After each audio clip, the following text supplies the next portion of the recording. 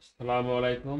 আজকে আমরা দেখব অষ্টম শ্রেণী অর্থাৎ জেএসসি পরীক্ষার্থীদের উপবৃত্তি ফর্ম ফিল আপ কনফার্ম করবো আমরা কিভাবে। তো প্রথমে আমরা কি করব, যে কোনো একটি ব্রাউজার ওপেন করব, করে ব্রাউজার আমরা লিখব রাজশাহী এডুকেশন বোর্ড। এটা হচ্ছে আপনার রাজশাহী শিক্ষা বোর্ডের অধীনে যে সকল স্কুল আছে তাদের ক্ষেত্রে ঢাকা বোর্ড হলে ঢাকা এডুকেশন বোর্ড লিখতে হবে। তো বোর্ডের জেনুইন ওয়েবসাইট আমাদের দিতে হবে। এভাবে লিখে ইন্টারে ক্লিক করবেন, তাহলে পরে আপনাদের সামনে এই যে বোর্ডের অরিজিনাল ওয়েবসাইটটা আপনাদের সামনে চলে আসবে। আপনারা এখানে ক্লিক করবেন। ক্লিক করার সঙ্গে সঙ্গে এই দেখেন দেখেন ওপেন হয়ে গেছে। তো এইভাবে এটা হচ্ছে আপনার ওয়েবসাইটের উপরের অংশ, তো আমাদের একটু নিচের অংশ যেতে হবে। তো নিচের অংশে আপনারা স্ক্রল করলে দেখতে পাবেন এই যে JSC public HSC public HSC form পূরণ, এখানে আপনারা ক্লিক করবেন। ক্লিক করার পরে এরকম একটা ইন্টারফেস আপনাদের সামনে হাজির হবে। আপনারা উপরে আপনাদের স্কুলের শুধু ইন নাম্বার দিবেন আর নিচে শুধু পাসওয়ার্ড দিবেন, দিয়ে সাইন ইনে ক্লিক করবেন। তাহলে আপনি সাইন ইন হয়ে যাবেন।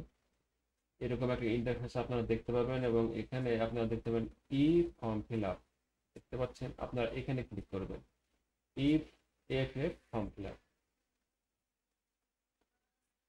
ইএফএফ ফর্ম ফিল আপে ক্লিক করলে আপনারা আর এবার আরো অনেকগুলো আপনারা মেনু দেখতে পাবেন। তো এইসব মেনুতে আপনারা যে প্রবাবল লিস্ট, এখানে আপনারা ক্লিক করবেন। প্রবাবল লিস্টে ক্লিক করলে আপনি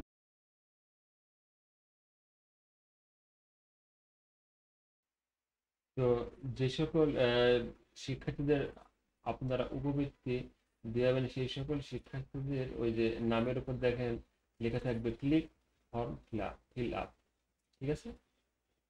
এখানে আপনারা শিক্ষার্থীদের রেজিস্ট্রেশন নাম্বার, রোল নাম্বার, সাল, এখানে নাম, পিতার নাম, মাতার নাম সবকিছু আপনারা দেখতে পাবেন। তো মনে করেন আপনারা এই শিক্ষার্থীকে বৃত্তি পরীক্ষা দেবেন, তো এর উপর আপনারা ক্লিক করবেন। ক্লিক করার সঙ্গে সঙ্গে আপনাদের সামনে এরকম একটি মেনু আসবে। তো এখান থেকে লেখা আছে নো, আর নিচে লেখা আছে চুজ ওয়ান। তো আপনারা যে কাজটি করবেন,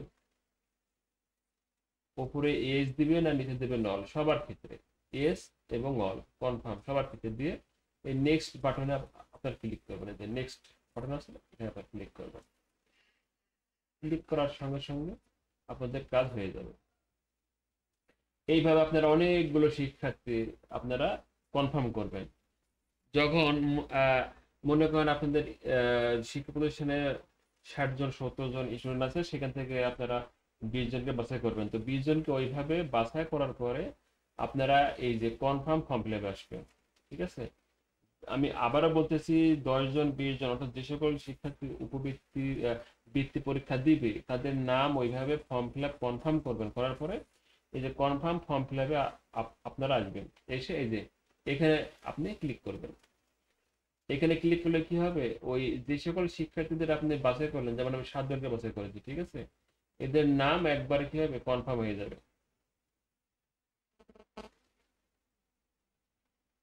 ঠিক আছে। কনফার্ম হয়ে গেছে, ঠিক আছে। এখানে দেখেন লেখা আছে total number of temporary student, অর্থাৎ আমার আর কোনো টেম্পোরারি স্টুডেন্ট নেই, সবগুলো কি হয়ে গেছে কনফার্ম।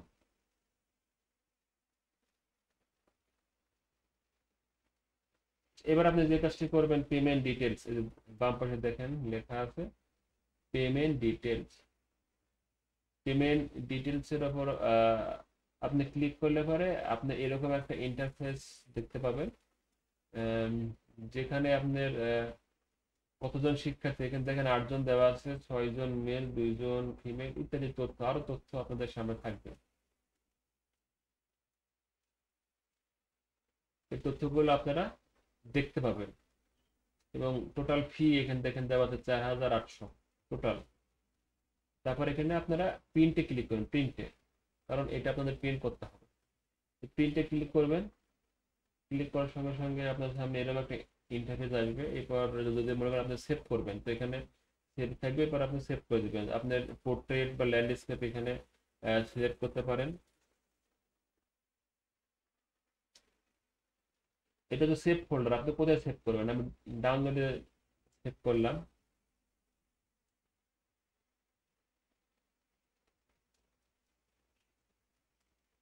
এরপর সোনালী সেবা। সোনালী সেবা আপনাদের বের করতে হবে। সোনালী সোনালী সেবাতে ক্লিক করবেন, ক্লিক করে এখানে দেবেন জেএসসি এক্সাম, এখানে দিবেন ফর্ম ফিল আপ ফি, এখানে সাল হবে 2025, তারপরে ইনস্টিটিউট নেম এখানে আপনি দেখতে পাবেন অটো ভাবে। তারপর আপনার হেড স্যারের মোবাইল নাম্বার এখানে থাকবে, হেড স্যারের নাম এখানে থাকবে, ইন নাম্বার থাকবে, অটোই থাকবে, এখানে থাকবে অল স্টুডেন্ট,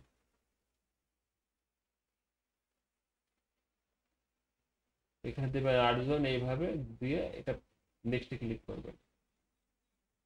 নেক্সটে ক্লিক করলে ইনফরমেশন সেভ সাকসেসফুলি, ওকে। এই যে সোনালী সেবাটা আপনারা এবার প্রিন্ট করে নেবেন। এই যে প্রিন্ট, ওটা আগেটা ছিল ওপর অংশ, এটা হচ্ছে নিচের অংশ, এভাবে প্রিন্টে ক্লিক করলে প্রিন্ট হয়ে যাবে। তারপরে যে সোনালী সেবা ডাউনলোড স্লিপ, এখানে ক্লিক করে আপনি ডাউনলোড করতে পারবেন। আর এটা হচ্ছে স্টুডেন্ট ফাইনাল লিস্ট, এখানে ক্লিক করে আপনারা ফাইনাল লিস্ট দেখতে পাবেন। অর্থাৎ এই মেনুতে অনেক কিছু আছে, আপনারা ক্লিক করবেন, তাহলে আপনারা বুঝতে পারবেন অনেক কিছু। ওকে, যদি কোনো সমস্যা হয় আমাকে অবশ্যই জানাবেন, আমি সলভ করার চেষ্টা করবেন ইনশাল্লাহ। আর আমার চ্যানেলকে আপনারা সবাই লাইক, শেয়ার, কমেন্ট এবং সাবস্ক্রাইব করবেন। ওকে, আসসালামু আলাইকুম।